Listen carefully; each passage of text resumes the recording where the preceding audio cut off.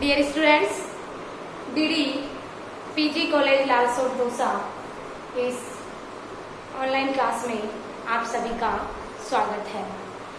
मैं आपको अनीता सिंह जूलॉजी की थर्ड बुक का एक टॉपिक गैमेट्स युग्मक जनन क्या होता है, युग्मक क्या होते हैं, उसके बारे में चर्चा करेंगे।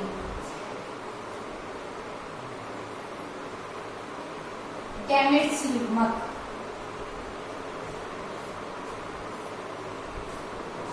युग्मक क्या होते हैं? जो लैंगिक जनन करते हैं उनमें वृषण के अंदर शुक्राणु का निर्माण होता है। तो शुक्राणु के निर्माण की क्रिया तो अपन कहते हैं स्पर्मेटोजेनेसिस, लेकिन ये शुक्राणु क्या है? अपने आप में एक युग्मक है। तो पहले अपन युग्मक जनन की बात करते हैं। युग्मक आपको पता है, मेल की अगर मैं बात करूं तो स्पर्म युग्मक है और फीमेल की बात करूं तो जो ओवम है, अंडाणु है, वो युग्मक है। युग्मकों के निर्माण की क्रिया को क्या कहते हैं? युग्मक जनन या स्पर्म गैमेटोजेनेसिस कहते हैं। देखिए, युग्मक जनन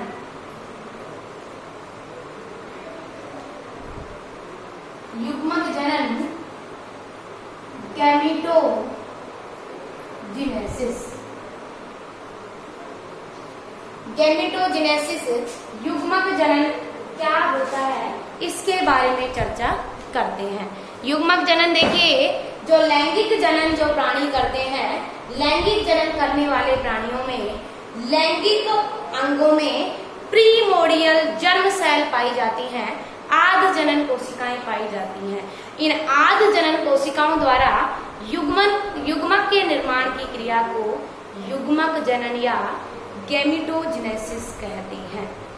ये आद जनन कोशिकाएं क्या है? जनन कोशिकाएं हैं। तो युग्मक जनन की अगर डेफिनेशन बोली जाए तो जनन कोशिकाओं द्वारा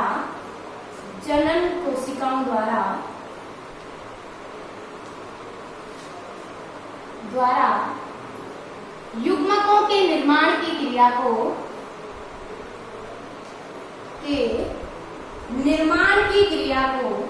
युग्मक जनन कहते हैं। जनन कोशिकाओं द्वारा युग्मक के निर्माण की क्रिया क्या कहलाती है? युग्मक जनन कहलाती है। जो लैंगिक जनन प्राणी करते हैं उनमें लैंगिक अंगों में उपस्थित प्रीमोडियल जर्म सेल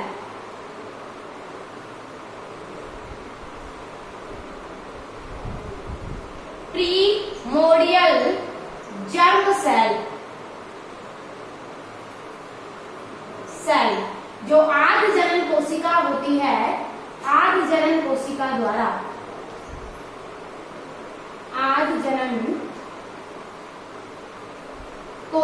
द्वारा युग्मक के निर्माण की क्रिया को क्या कहते हैं? युग्मक जनन कहते हैं।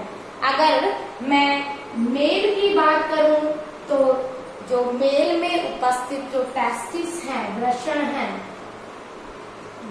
हैं, उनके अंदर स्पर्म का निर्माण होता है, जो कि स्पर्म जो है वो क्रियाशील एवं सक्रिय होता है, जबकि फीमेल के अंदर सेक्स ऑर्गन ओवरी में ओवम के निर्माण की क्रिया होती है, ओवम का निर्माण होता है। मादा के अंडाशय में अंडाणु के निर्माण की क्रिया को अंड जनन कहते हैं। और जो ये अंडाणु है ये अक्रिय, अगतिशील एवं खाद्य पदार्थ युक्त होता है। अक्रिय, अगतिशील एवं खाद्य पदार्थ युक्त होता है। जो फीमेल युग्मक होता है, फीमेल गैमेट होता है, जबकि मेल गैमेट जो होता है, स्पर्म होता है, वो गतिशील होता है, सक्रिय होता है। तो युग्मक जनन क्या समझ में आया आपको? कि जनन कोशिकाओं द्वारा युग्मक के निर्माण की क्रिया। मेल में जनन कोशिकाएं कौन सी होंगी? मेल के अंदर टेस्टिस में उपस्थित शुक्रजनक कोशिकाएं होती हैं जो शुक्राणु का निर्माण करती हैं। तो नर व मादा में उपस्थित आद जनन कोशिकाओं द्वारा युग्मकों के निर्माण की क्रिया को युग्मक जनन कहते हैं। द्विलिंगी प्राणी होते हैं उनमें मेल और फीमेल अलग अलग उसी टाइप से उनमें भी मेल और मेल गैमेट का फॉर्मेशन होगा और फीमेल गैमेट का फॉर्मेशन होगा। तो देखिए जो युग्मक जनन है उसे अपन दो भागों में क्लासिफाई कर पढ़ते हैं। युग्मक जनन की क्रिया को युग्मक जनन की क्रिया दो प्रकार की होती है या युग्मक जनन की क्रिया को दो भागों में बांटा गया है। युग्मक जनन समझ में आया क्या होता है? जनन कोशिकाओं द्वारा युग्मक के निर्माण की क्रिया को युग्मक जनन कहते हैं। यहाँ जो लैंगिक जनन जो प्राणी करते हैं उनमें लैंगिक अंगों में उपस्थित आर्ध जनन कोशिकाओं द्वारा युग्मक के निर्माण की क्रिया को युग्मक जनन कहते हैं। जो लैंगिक जनन के दौरान जो नर युग्मक है, नर युग्मक शुक्राणु गतिशील व सक्रिय होता है, जबकि मादा युग्मक अंडाणु अगतिशील व अक्रिय होता है और भोजन संचय कर अपने अंदर रखता है। शुक्र जनन की जो युग्मक जनन की क्रिया है वो दो प्रकार की होती है। युग्मक जनन की क्रिया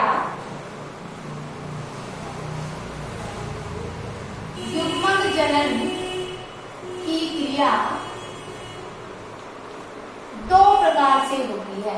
कौन कौन से? शुक्राणु जनन और अंड जनन।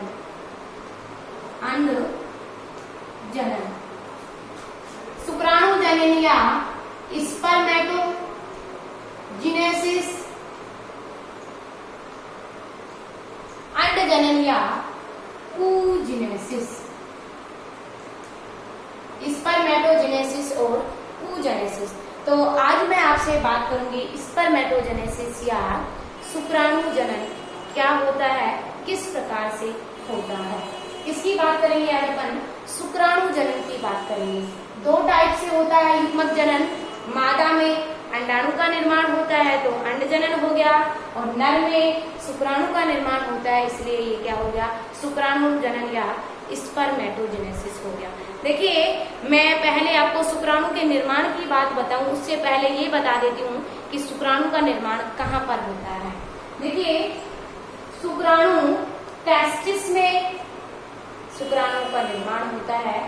टेस्टिस में उपस्थित शुक्रजनक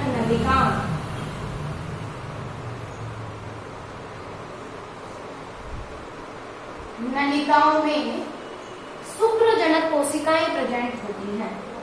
शुक्रजनक कोशिकाएं प्रेजेंट होती हैं। इन कोशिकाओं के अंदर किसका निर्माण होता है, शुक्राणु का निर्माण होता है। और शुक्रजनक जो नलिकाएं हैं उनमें ही प्रेजेंट होती हैं सर्टोली कोशिकाएं। उसमें क्या प्रेजेंट होती है, उसमें प्रेजेंट होती है सर्टोली कोशिकाएं, जो क्या करती हैं, ये सर्टोली कोशिकाएं शुक्रजनक कोशिकाओं द्वारा निर्मित शुक्राणुओं को पोषण प्रदान करती है। ये किसका निर्माण करती है, शुक्राणुओं का निर्माण।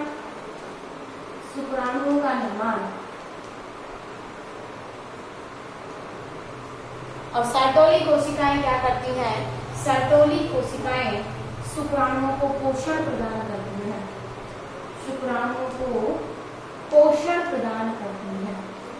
ओके, अब देखिए ये शुक्राणु का निर्माण क्यों होता है, किस प्रकार से होता है। देखिए जीवन पर्यंत शुक्राणु का निर्माण नहीं होता, तो कब होता है, जैसे ही प्यूबर्टी एज आती है, तो प्यूबर्टी एज में व्यस्क अवस्था में 12 से 13 या 13 से 14 साल की उम्र में मेल के अंदर शुक्राणु का निर्माण होने लगता है।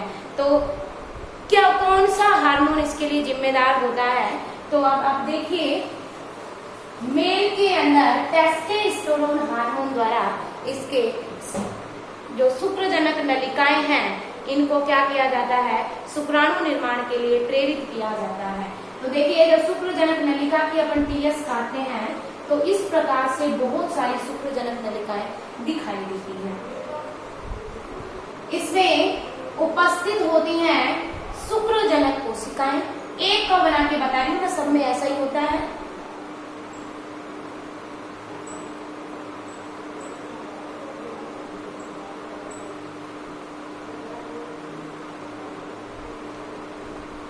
इस प्रकार से।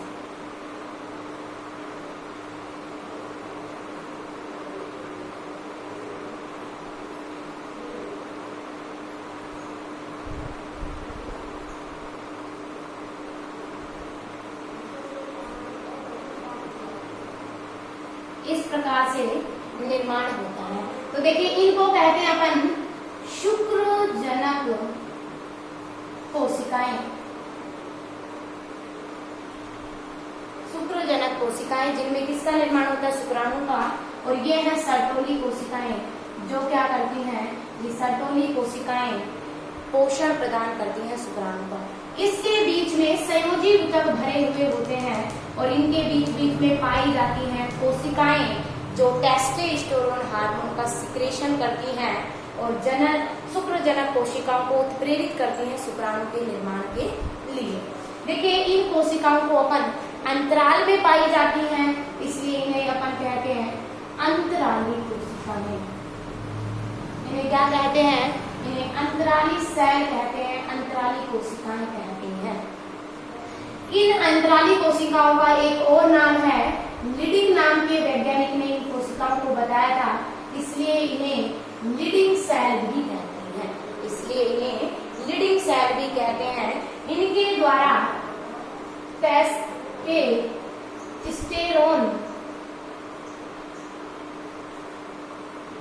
टेस्टोस्टेरोन हार्मोन का सिक्रेशन किया जाता है और ये हार्मोन वृषण के अंदर शुक्राणु के निर्माण की क्रिया को प्रेरित करता है।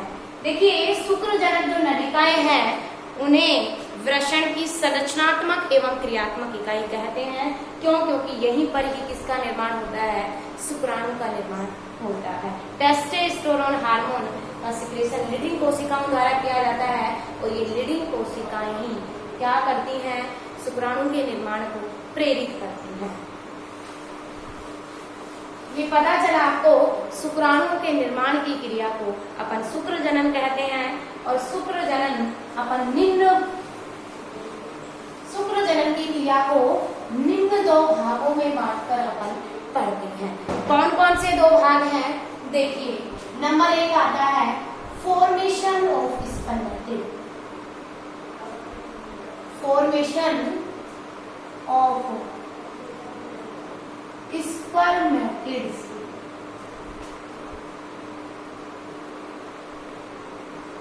दूसरा आता है स्पर्मियोजेनेसिस। कौन सा? स्पर्मियोजेनेसिस। फॉर्मेशन ऑफ स्पर्मेटिड और स्पर्मियोजेनेसिस ये क्या है, ये स्पर्मेटिड का निर्माण और ये है शुक्राणु कायंत्रण। शुक्राणु कायंत्रण।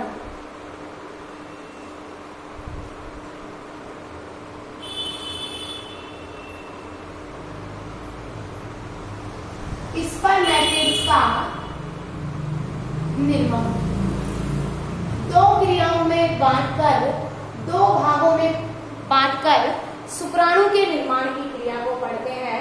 फॉर्मेशन और स्पर्मेटिड, स्पर्मेटिड का निर्माण और स्पर्मियोजेनेसिस, शुक्राणु कायंत्रण। इस प्रकार से अपन शुक्राणु निर्माण की क्रिया को स्पर्मेटोजेनेसिस की क्रिया को पढ़ते हैं।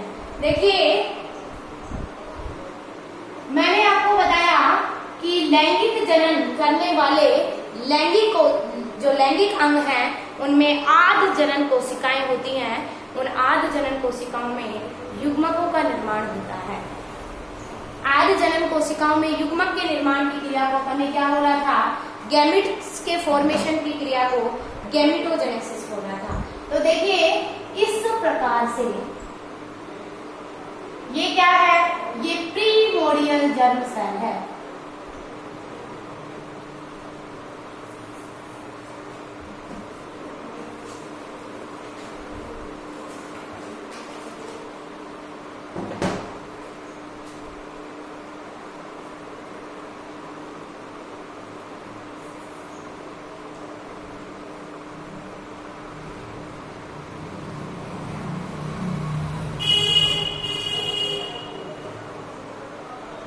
प्री प्राइमोर्डियल जर्म सेल,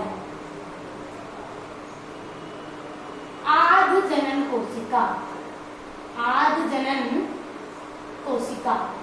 इस आद्य जनन कोशिका में लगातार विभाजन होते हैं, समसूत्री विभाजन होते हैं और ये अपनी संख्या में वृद्धि करती है। इस आद्य जनन कोशिका में विभाजन होते हैं और ये अपनी संख्या में वृद्धि करती है।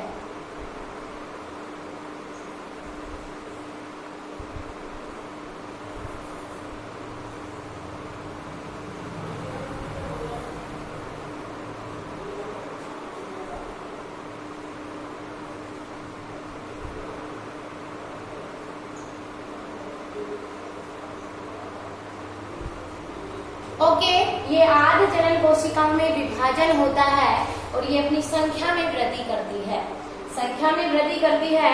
तो देखिए किस प्रकार से कौन सा विभाजन होता है, पहले तो ये सुनिए। इसमें विभाजन होता है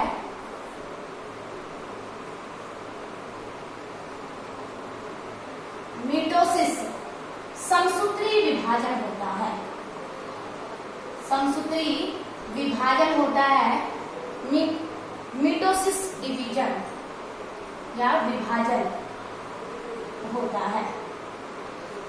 अब देखिए जो शुक्राणु जनन की क्रिया है, स्पर्मेटोजेनेसिस की जो क्रिया है, उसमें स्पर्मेटिड्स का जो फर्स्ट जो अपन स्टेप पढ़ा है स्पर्मेटिड्स, इसमें 3 अवस्थाएं आती हैं।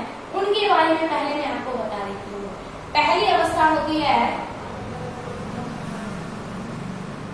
मल्टीप्लिकेशन फेज,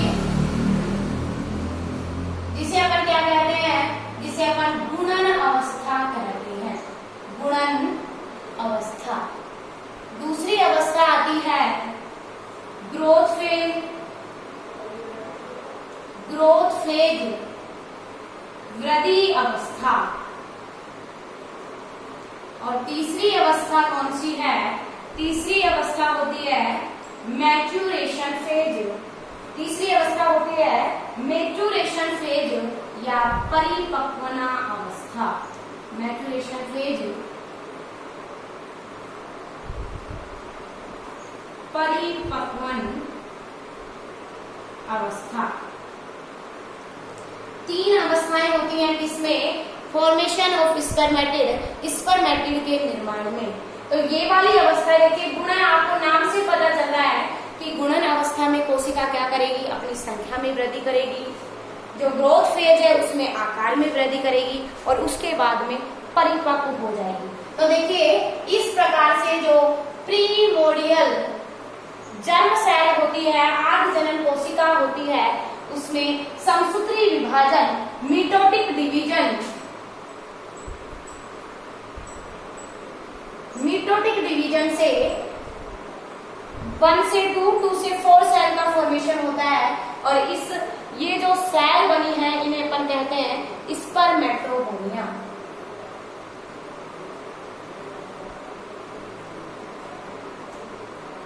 इसे क्या कहते हैं, स्पर्मेटोगोनिया कहते हैं। और इस अवस्था को क्या कहते हैं, इस अवस्था को अपन इसको कहते हैं मल्टीप्लिकेशन फेज। इस अवस्था को क्या कहते हैं, गुणन कर रही है सेल, तो इसे अपन बोलते हैं मल्टीप्लिकेशन फेज।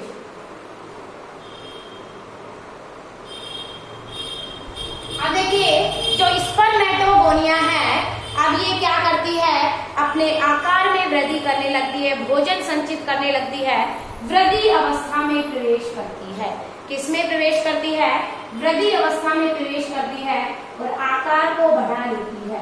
ये क्या कर लेती है, अपने आकार को बढ़ा लेती है, संचित भोज्य पदार्थ का निर्माण कर लेती है, जैसे डीएनए है, प्रोटीन है, वसा है, कार्बोहाइड्रेट है, इन सब का निर्माण करती है और आकार में क्या हो जाती है, बड़ी हो जाती है। तो दूसरी अवस्था कौन सी आती है, स्पर्मेटिड के निर्माण में दूसरी अवस्था आती है आपके पास में ग्रोथ फेज।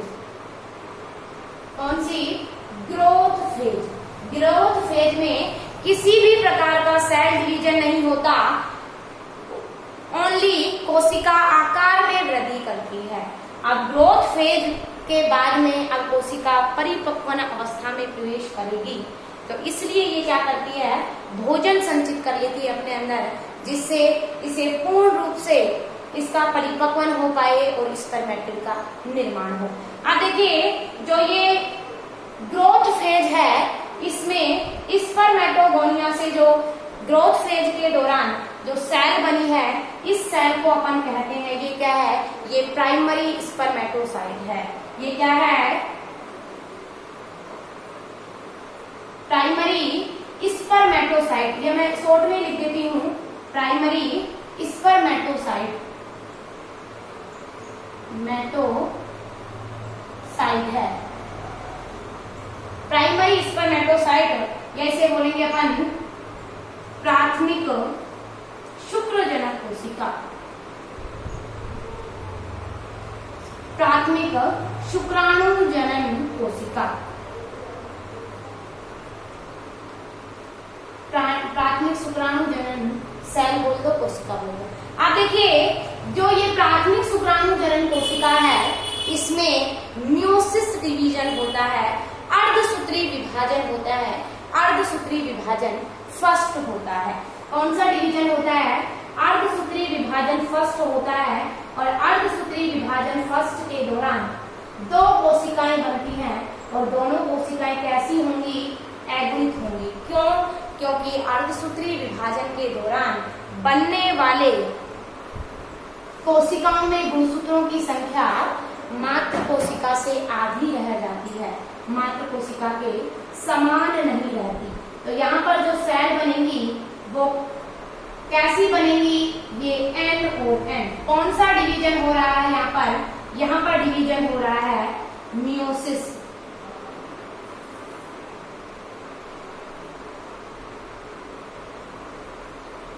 मियोसिस डिवीजन हो रहा है, अर्धसूत्री विभाजन हो रहा है।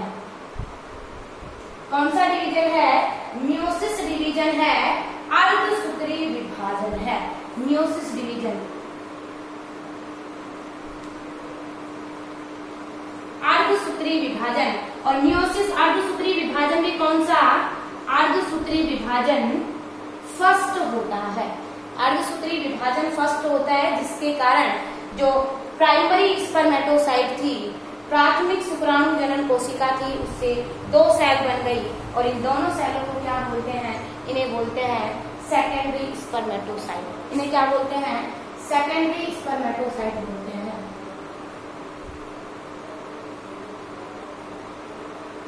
Secondary spermatocyte. अब देखिए ये सेकेंडरी स्पर्मेटोसाइट फिर विभाजन करती है, और इनसे सेल का फॉर्मेशन होता है, 4 कोशिकाएं बनती हैं। कौन सा विभाजन होता है, ये ध्यान रखना आपको, अर्धसूत्री विभाजन सेकंड होता है।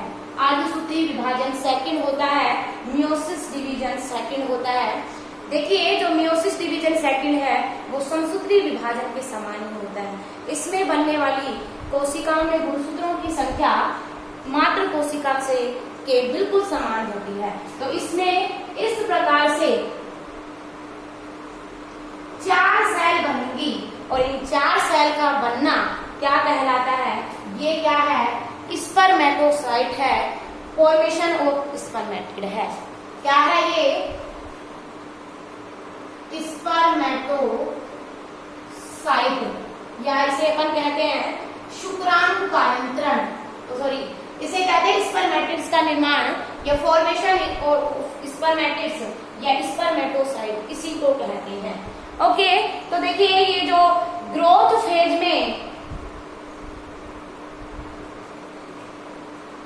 ग्रोथ फेज के बाद में जो प्राइमरी यूसाइट बनी थी, ग्रोथ फेज के बाद में जो प्राइमरी यूसाइट बनी थी, और उसके बाद में कौन सा डिवीजन होता है, कौन सी अवस्था आती है, ये वाली अवस्था कौन सी है, ये आपकी अवस्था है कौन सी, मैच्योरेशन या परिपक्वन अवस्था। ये परिपक्वन अवस्था के दौरान किसका निर्माण हो गया, स्पर्मेटोसाइट या शुक्राणु जो स्पर्मेटिड है उसका निर्माण हो गया। अब देखिए इस स्पर्मेटिड से ये कैसे होते हैं, ये स्पर्मेटिड होते हैं अचल, अक्रिय, अगतिशील होते हैं।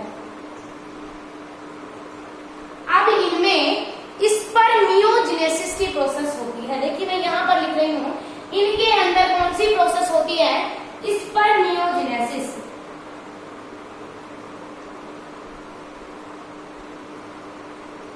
स्पर्मियोजेनेसिस या शुक्राणु कायंत्रण।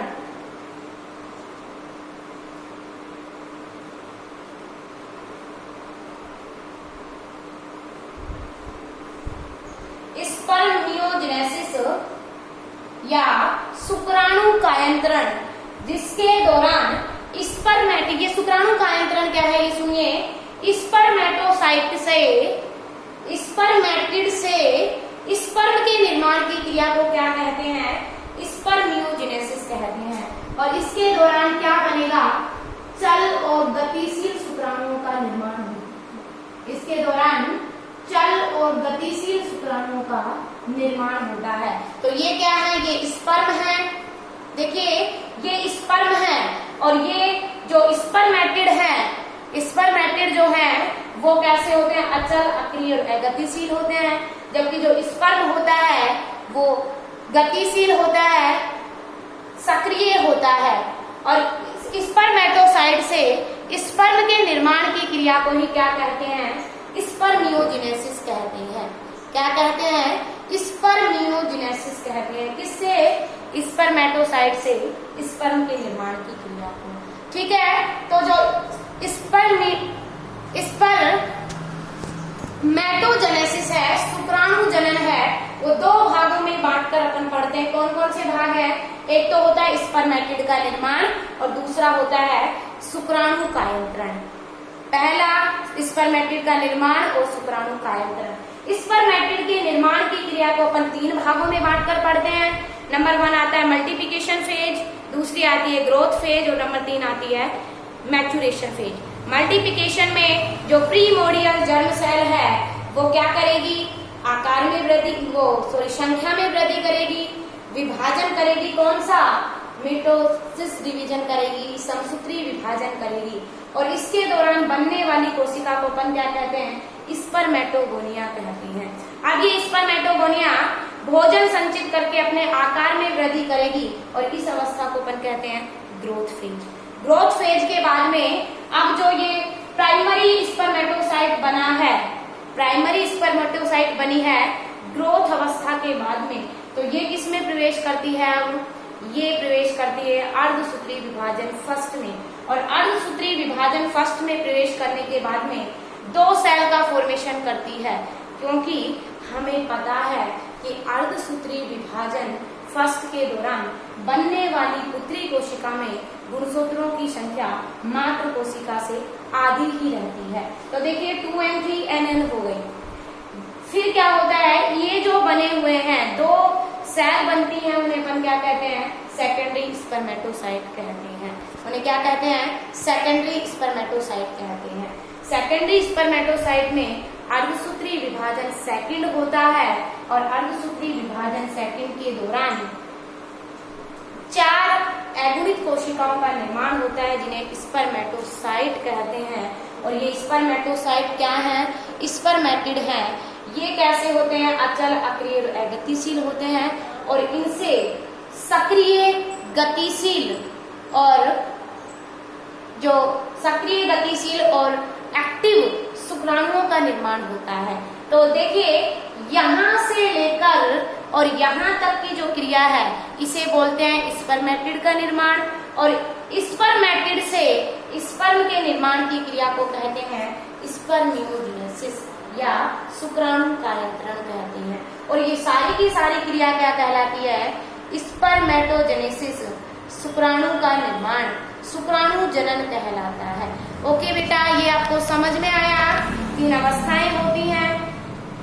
जो स्पर्मेटिड का निर्माण है उसमें 3 अवस्थाएं होती हैं। उसके बाद में जो स्पर्मेटिड बन गया उससे शुक्राणुओं का निर्माण होता है, उसे शुक्राणु कायंत्रण या स्पर्मियोजेनेसिस कहते हैं। और ये सारी क्रिया क्या कहलाती है, ये क्रिया स्पर्मेटोजेनेसिस या शुक्राणु जनन कहलाती है। ओके, आने वाली और वीडियो को देखने के लिए हमारे चैनल को सब्सक्राइब कीजिए। वीडियो पसंद आए तो लाइक कीजिए। आने वाली वीडियो में आज मैंने आपको शुक्राणु के निर्माण की क्रिया बताई। आगे आने वाली वीडियो में आपको अंडाणु के निर्माण की क्रिया बताई जाएगी। अंडाणु का निर्माण किस प्रकार से होता है। आज अपन ने पढ़ा स्पर्मेटोजेनेसिस या शुक्राणु जनन। शुक्राणु जनन की जो क्रिया है उसे दो भागों में बांटकर पढ़ते हैं। फॉर्मेशन ऑफ स्पर्मेटिड, स्पर्मेटिड का निर्माण, और स्पर्मियोजेनेसिस या शुक्राणु कायंत्रण। जो स्पर्मेटिड का निर्माण है 3 अवस्थाएं होती हैं। नंबर 1 होती है गुणन, दूसरी वृद्धि और तीसरी परिपक्व। ओके, इसके दौरान स्पर्मेटिड के निर्माण के दौरान स्पर्म के निर्माण की क्रिया को शुक्राणु कायंत्रण कहा जाता है। और ये सारी क्रिया क्या कहलाती है? ये सारी क्रिया स्पर्मेटोजेनेसिस या शुक्राणु जनन कहलाती है। Okay, bye bye, take care, thanks a lot.